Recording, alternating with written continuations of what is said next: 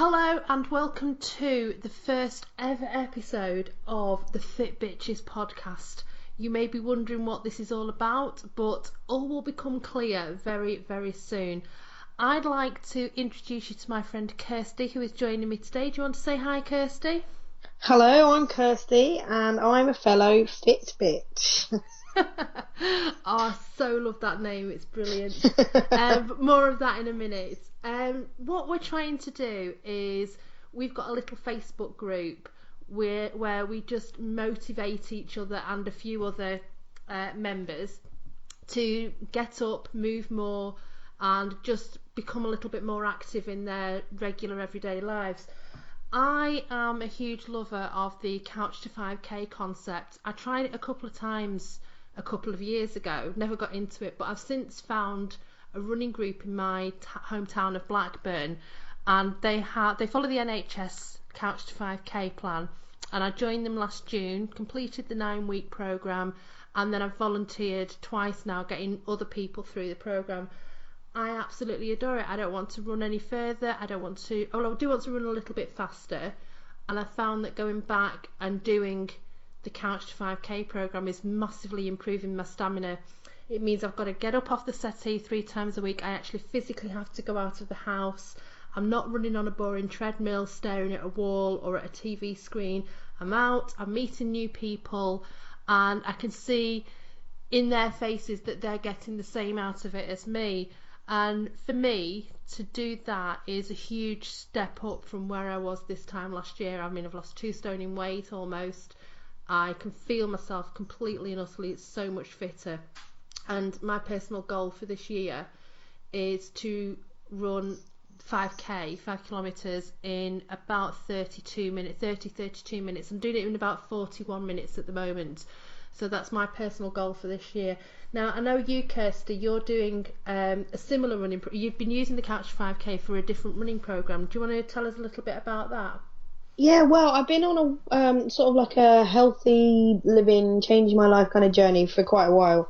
But it was really kicked into gear in September last year when I realised that not only did I need to get my diet sorted, I needed to get my fitness sorted, because that's what was really going to get me fit.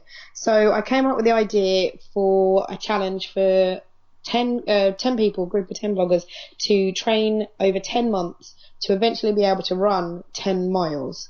And so it was a group of people. Basically, I wanted people involved who weren't big distance runners, some of them hadn't even run before, and basically just all encourage each other in working towards the end goal. And currently I'm up to about 4.5 miles. There's still with a bit of splash of walking in there, but I'm covering distances that I never would have usually covered. Currently using I do like the Couch to 5k apps, I won't diss them, but they didn't work for me in terms of the straight out Couch to 5k. But I'm using a zombie 5k training because the added bonus of thinking that zombies are chasing you makes me run a little bit faster. so that I'm doing a similar. I think it's very, very similar to the Couch to 5k apps that are on offer, because it's all to do with interval training, isn't it? It's like you run for a certain bit and then you walk for a certain bit. But it's working for me, and I think the 10 miles I'm going to be running is in June, if I've got that right. But yeah, doing really well.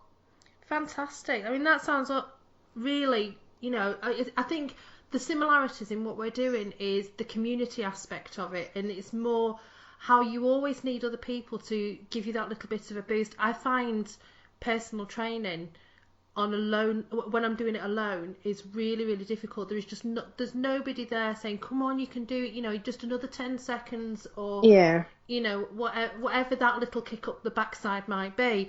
Mm-hmm. And even though you are running a lot, I think you go out running with your brother. Is it your brother or your brother-in-law or something from time to time? My little brother-in-law, yeah.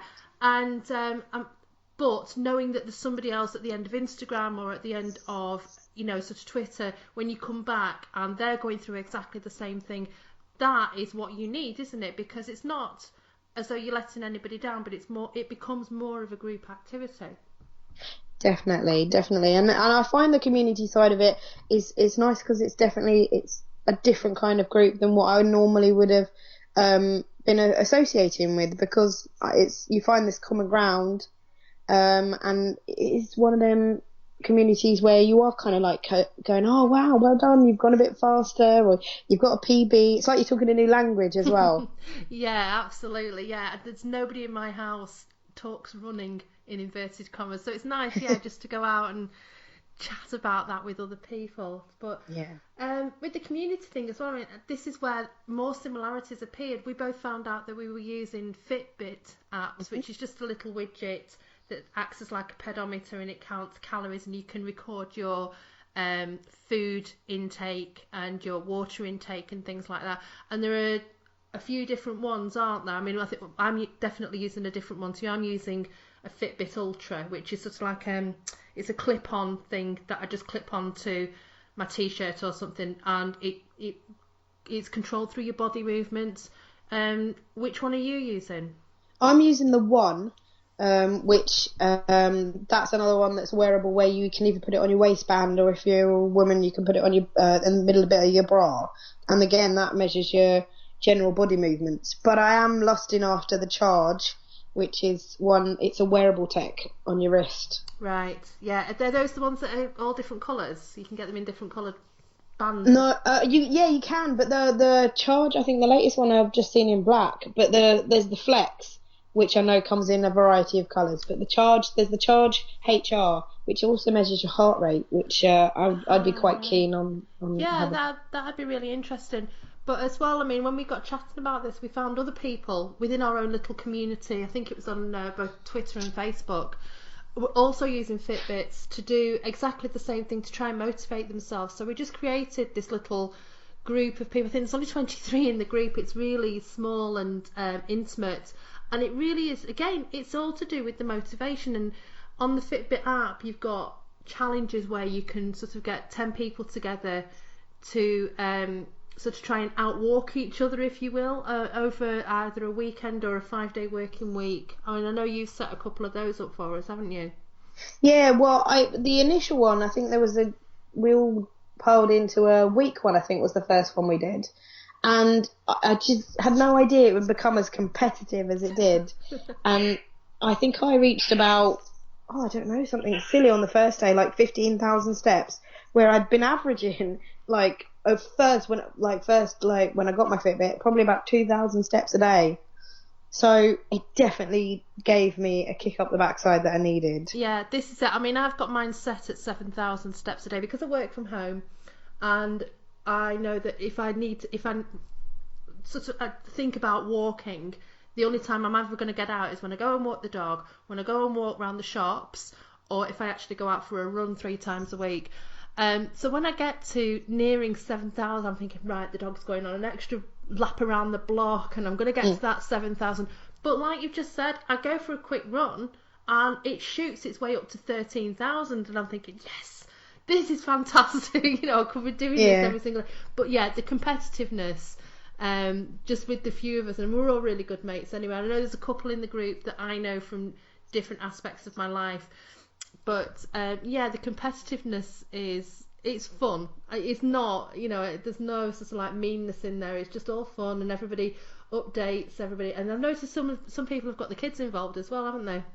Yes, and I think that's great, because that's what it's about, really. Because I even my little boy, he watches me, he calls it marching, because I get to a point where in the day where I haven't got enough steps, and I start marching around the house. So he turned to me this evening and he goes, "Let's do some marching, Mama." So I was like, okay, that's great. It's great to be encouraging and inspiring someone to move, no matter how they're moving. Exactly, and that's what the Fitbitches little group was all about. But what I'm hoping to do, like I say, this is the first ever time we've done a podcast like this. I'm hoping to get a few of the group members in and have a chat about the way in which they're being motivated to move more. Oh, look at that alliteration there. I think we might have just found ourselves a tagline. But yeah, getting people up and moving about and getting their families involved. So it's just going to be a few minutes chat with people, and hopefully just to inspire others to get up and move around as well, because it's so easy these days in this digital world that we live in, that we sit in front of our computers and our interaction. I mean, that's how we met.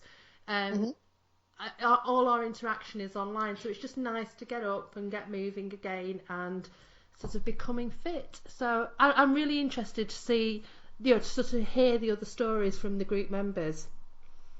Definitely, because it would be nice to know what everyone else's motivation is as well, because I think we all come from different sort of why we're doing this. Absolutely. I know why you want to do it, and I know my story, but it'd be interesting to hear everyone else's story. Yeah, definitely. Right, well, I want to keep this short and sweet. I know people are really short on time, and I just want to thank you, Kirsty, for joining me today, just for this little chat. So yeah, thanks very much, and I just hope that this is something interesting for people to listen to, and they feedback their stories to us as well. Can't wait. Excellent. Thanks very much, Kirsty. Take care. You too.